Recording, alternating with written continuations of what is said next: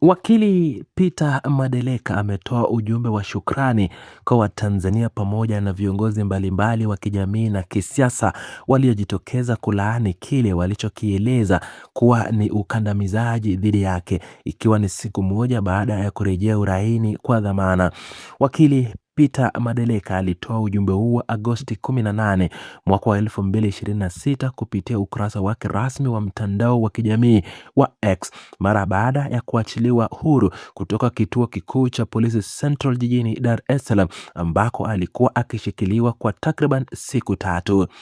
Katika ujumbe huo, wakili Peter Madeleka amewashukuru wananchi wote waliopasa sauti zao wakati alipokuwa akishikiliwa na kuonyesha mshikamano naye katika kipindi hicho kigumu. Wakili Peter ameeleza kuwa anadhamani sana mchango huo wa kila mtu na kila mwananchi na viongozi wote ambao walijitokeza, ingawa hawawezi kuwataja majina watu wote kutokana na wingi wao. Kiongozi huyo wa sheria amesisitiza kuwa anatambua upendo na ushirikiano mkubwa ulioonyeshwa na jamii nzima wakati wote alikuwa chini ya ulinzi wa jeshi la polisi.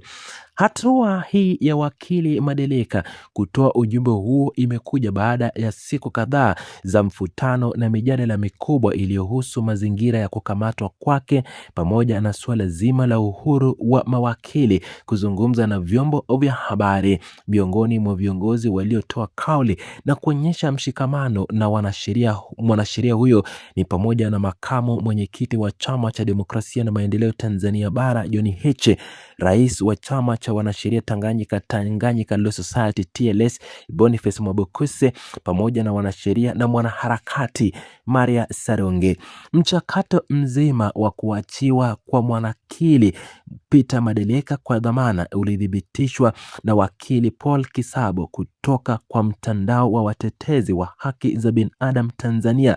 THRDC, ambaye alikuwa miongoni mwa wanasheria waliokuwa wakiratibu taratibu za kisheria za dhamana hiyo.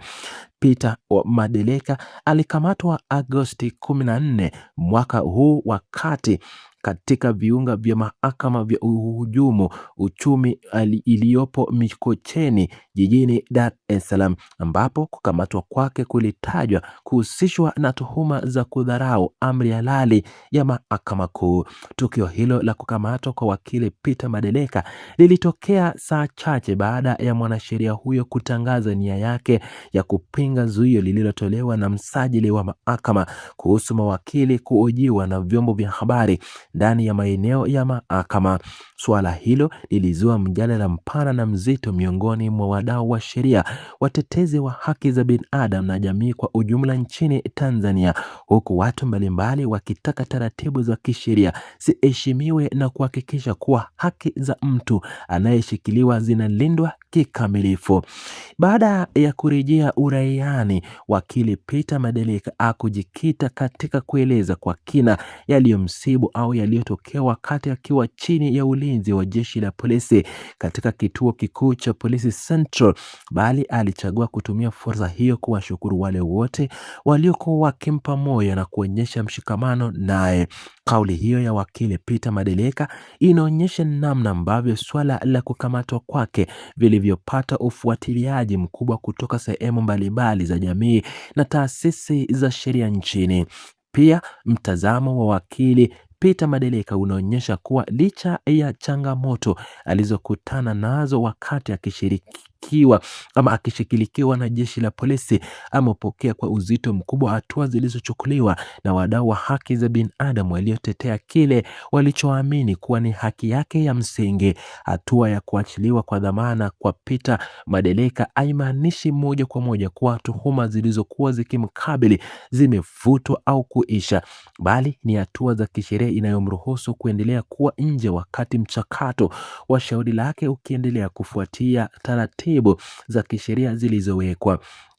Ujumbe huo wa wakili Peter Madeleka umeongeza msisitizo katika mjadala unaoendelea nchini kuhusu nafasi ya mawakili, uhuru wa kujieleza na namna taasisi za sheria zinavyopaswa kushirikiana na wadau wengine katika kulinda misingi ya haki na utawala wa sheria. Mjadala huu unaonyesha umuhimu wa ushirikiano kati ya viongozi wa kisiasa, makamu mwenyekiti wa Chama cha Demokrasia na Maendeleo Chadema Tanzania Bara John Heche, viongozi wa sheria kama vile rais wa chama cha wanasheria Tanganyika Boniface Mwabukusi katika kutetea misingi ya sheria. Swala la kukamatwa na kuachiliwa kwa wakili Peter Madeleka limeibua taswira mpya kuhusu uhusiano kati ya mawakili na maamuzi ya usimamizi wa mahakama, ikiwemo maagizo yaliyotolewa na msajili wa mahakama. Wadau wa sheria nchini wanaendelea kufuatilia kwa karibu namna ambavyo hatua za kisheria zitachukuliwa, huku wakisisitiza umuhimu wa kulinda uhuru wa mawakili wanapotekeleza majukumu yao ya kuwakilisha ndani na nje ya viunga vya mahakama. Uratibu uliofanywa na wakili Paul Kisabo kutoka mtandao wa watetezi wa haki za binadamu Tanzania THRDC umeonyesha nafasi ya mashirika yasiyo ya kiserikali katika kusimamia misingi ya dhamana na haki za watuhumiwa wanaoshikiliwa na vyombo vya dola. Hatua hiyo imewezesha wakili Peter Madeleka kutoka katika kituo kikuu cha polisi Central baada ya kushikiliwa kwa siku 3 tangu kukamatwa kwake katika mahakama ya uhujumu uchumi Mikocheni B.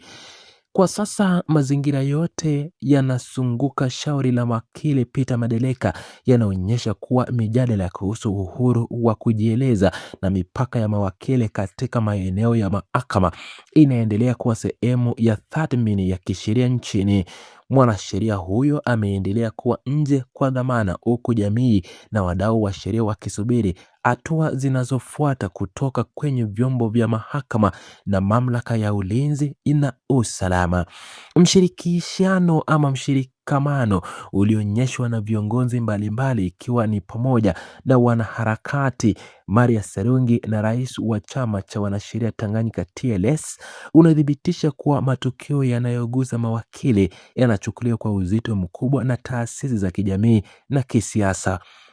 Wakili Peter Madeleka anaendelea kutambua mchango wa kila mmoja aliyepasa sauti yake wakati wa kipindi hicho cha siku 3 alipokuwa kizuizini. Kwa ujumla, kurejea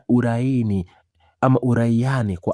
kwa wakili Peter Madeleka na ujumbe wake wa shukrani kwa Watanzania ni kunadhibitisha awamu ya kwanza ya tukio hilo lililoanza Agosti 14. Mchakato wa kisheria kuhusu tuhuma za kudharau amri ya mahakama kuu iliyomkabili mwanasheria huyu unaendelea kufuatiliwa kwa mujibu wa sheria na taratibu za mahakama nchini Tanzania. Wakili Peter Madeleka anaendelea kuweka msisitizo katika utambuzi wa michango ya Watanzania wote waliopaza sauti zao, huku akisubiri hatua zinazofuata za kisheria kutoka kwa mamlaka husika. Macho ya wadau wote wa kisheria, watetezi wa haki za binadamu na wananchi kwa ujumla yanabaki kwenye mchakato wa shauri hilo lililomkabili wakili Peter Madeleka nje ya kituo cha polisi.